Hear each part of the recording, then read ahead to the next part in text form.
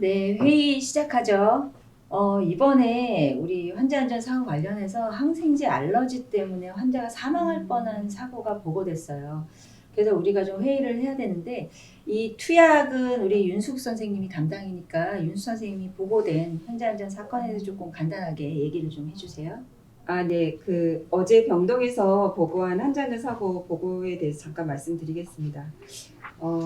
발생인 씨는 어제 10시 30분에 발생을 했고요. 여자 67세 환자분이고 입원실에서 발생을 했습니다. 그리고 이것과 관련된 직원은 의사, 그래서 전공이랑 전문의 일반의가 해당이 되고요. 그다음에 간호사가 해당이 됩니다. 사고 분류는 행위 측면에서 약물로 체크를 해주셨고요. 사고 위해 정도는 경증으로 보고가 되었습니다.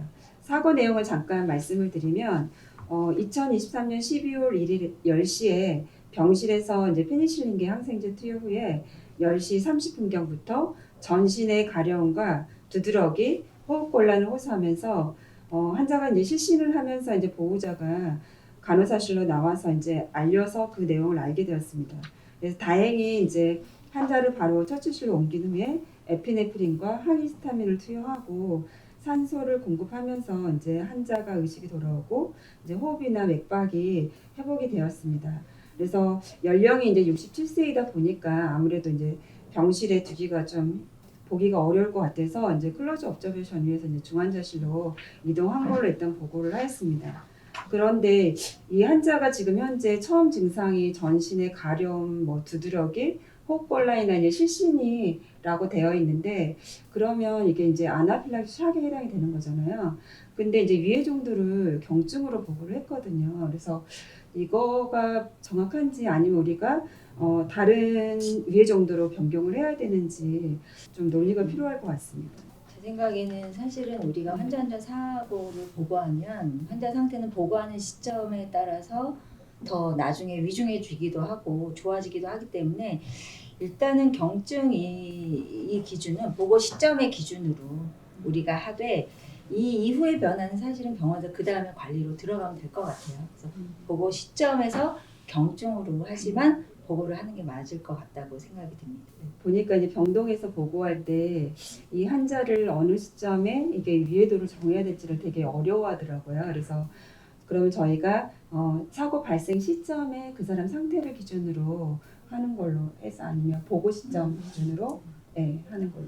네. 저희가 일단 네. 최종적으로는 발생해서 보고를 할 때의 상태가 변화하기도 하니까 보고 시점으로 명확히 해서 네. 상태는 보고 시점의 상태로 반영하는 게 맞을 것 같아요. 그러면 저희가 이제 부서한테는 앞으로 보고 시점에 환자 상태를 기준으로 위해 정도를 이제 보고하라고 알려주도록 하겠습니다.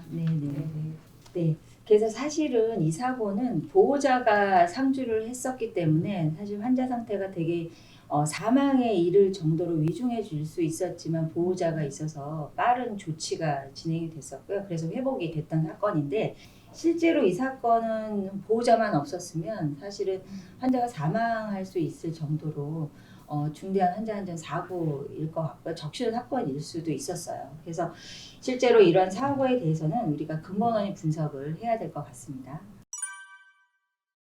그래서 경증인데도 이렇게 근본 원인 분석을 하는 거죠. 모든 사고의 근본 원인 분석을 하는 건 아니죠, 팀장. 실제로 뭐 좀 헷갈리는 게 적신호 사건일 때만 근본 원인 분석을 해야 되지 않느냐 이런 생각을 할 수도 있어요. 특히 이제 신규 전담자는 사실 그런 생각을 할 수 있는데 우리가 봐서는 실제로 환자 상태가 안 좋아지고 위중하고 그리고 병원 차원의 개선이 필요하면 당연히 그거는 근본 원인 분석을 통해서 개선 사항을 마련하는 게 필요하기 때문에 이 사건도 근본 원인 분석을 해야 될 필요가 있습니다. 그래서 실제 근본 원인 분석을 위해서는 사실은 이제 좀 사전 조사, 우리가 문제 조사를 해야 되니까 우리 좀 역할을 나눠서 문제 조사를 좀 해봐야 될 것 같아요. 어떻게 역할을 좀 나눠볼까요? 근데 저희가 원래 근본 원인 분석이 항상 적신호 사건 발생하고 나면 저희가 30일 이내에 개선 활동 계획까지 이렇게 수립을 하잖아요. 그럼 얘는 적신호 사건이 아니면 우리가 분석을 좀 천천히 해도 되지 않을까요? 천천히 하고 싶지만 사실은 사고라는 거는 사실 사고가 발생했을 때의 문제조사가 사실 가장 중요하고 시간이 지나면서 그런 문제조사는 사실은 점점 정확하게 확인이 어렵기 때문에 실제로 가장 빠른 시간 내에 신속하게 문제조사를 하는 게 되게 중요하고요.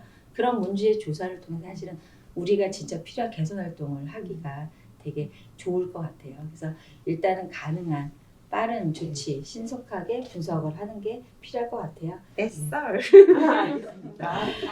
그럼 우리 각자 좀 조사할 것들을 좀 나눠서 조사를 해보죠. 우리 윤숙 선생님은 어떤 걸 좀 조사를 해주시겠어요? 저는 아무래도 이렇게 사람들하고 대화하는 걸 좋아하니까 현장을 가서 주사 선생님도 만나보고 간호사 선생님도 좀 만나보고 그 다음에 이게 전선이 도대체 어떻게 되는지 좀 봐야 될 것 같거든요. 그래서 저는 이제 현장을 중심으로 조금 프로세스를 한번 점검을 해보도록 하겠습니다. 그럼 저는 근거 자료 좀 찾아보고 의무 기록 검토해 볼게요. 뭐 의사 기록이나 간호 기록이나 뭐 인수인계 노트나 알러지 등록하는 EMR도 좀 찾아보고 말씀드릴게요. 그러면은 우리 병원에 사실 알러지 관련돼서 이 지침이 있는지 잘 모르겠는데 혹시 지침이 있는지를 우리 그러면 사실 얼마 안 된 우리 신규 선생님, 은솔 선생님이 좀 얼마 안 됐기 때문에 지침 관련돼서는 한번 있는지 찾아봐 주시면 좋을 것 같아요. 근데 제가 규정은 어딘지 알겠는데 그 알러지 지침이 따로 어딘지 모르겠어서 혹시 약제팀에 가서 문의를 하면 되는 걸까요? 아마 이게 아마 3, 4년 전에 그 약제부를 중심으로 이렇게 항생제 스킨 테스트를 만들었던 기억이 있거든요. 그래서 아마 약제부에 전화하시면 알려주지 않을까 하는 생각이 들거든요. 네, 그래서 한번 제일 어렵지만 신규 선생님이 한번 해보세요. 네. 또 궁금하면 우리 네. 선생님들한테 물어보면 되니까. 그죠? 아, 네. 우리 하나까지 까먹은 게 있는데요. 주의경보? 네. 아, 기본적으로 좋은 예, 생각이세요. 중앙환자전센터에서 주의경보 자주 발령을 하는데 음.